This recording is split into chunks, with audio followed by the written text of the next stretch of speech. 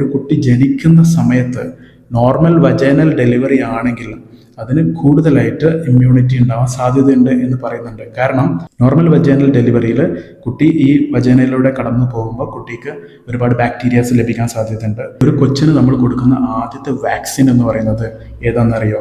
അത് അമ്മയുടെ മുലപ്പാലാണ്.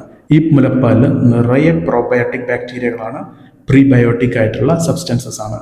ഇതൊരു കുട്ടിയുടെ ശരീരത്തിലേക്ക് എത്തുന്നതോടുകൂടി കുട്ടിക്ക് പ്രോബയോട്ടിക് ആൻഡ് പ്രീബയോട്ടിക് സപ്ലിമെൻ്റ് ആണ് ലഭിക്കുന്നത്. അതുകൊണ്ട് ജനിച്ച ഉടനെ തന്നെയുള്ള മുലപ്പാൽ കൊച്ചിന് കൊടുക്കൽ നിർബന്ധമാണ്. മാത്രമല്ല, ഒരു കുട്ടിക്ക് 1 വർഷത്തോളം മുലപ്പാൽ കൊടുക്കണം എന്ന് പറയുന്നതിൻ്റെ അടിസ്ഥാനം ഇതാണ്.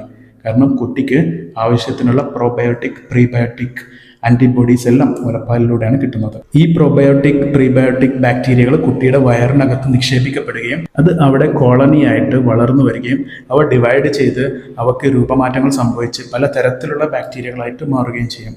അപ്പോൾ ഇങ്ങനെയാണ് ഒരു കുട്ടിക്ക് പ്രോബയോട്ടിക് ഒരു ഗട്ട് മൈക്രോബ് അല്ലെങ്കിൽ ഗട്ട് ഫ്ലോറ ഉണ്ടായി ഡെവലപ്പ് ചെയ്ത് വരുന്നത്. ഈ മൈക്രോബ്സ്, ഈ ഒരു ഗട്ട് ഫ്ലോറ നമ്മൾ എന്തെങ്കിലും ആൻറ്റിബയോട്ടിക് ഒക്കെ കൊടുക്കുകയാണെങ്കിൽ ഇതിൽ പല ബാക്ടീരിയാസും നഷ്ടപ്പെടുകയും കുട്ടിക്ക് ഭാവിയിൽ ഇമ്മ്യൂണിറ്റിയെ ബാധിക്കാൻ സാധ്യതയുണ്ട്. ഡോക്ടർമാരുടെ നിർദ്ദേശപ്രകാരം മാത്രം ആൻറ്റിബയോട്ടിക് കൊടുക്കാൻ പാടുള്ളൂ.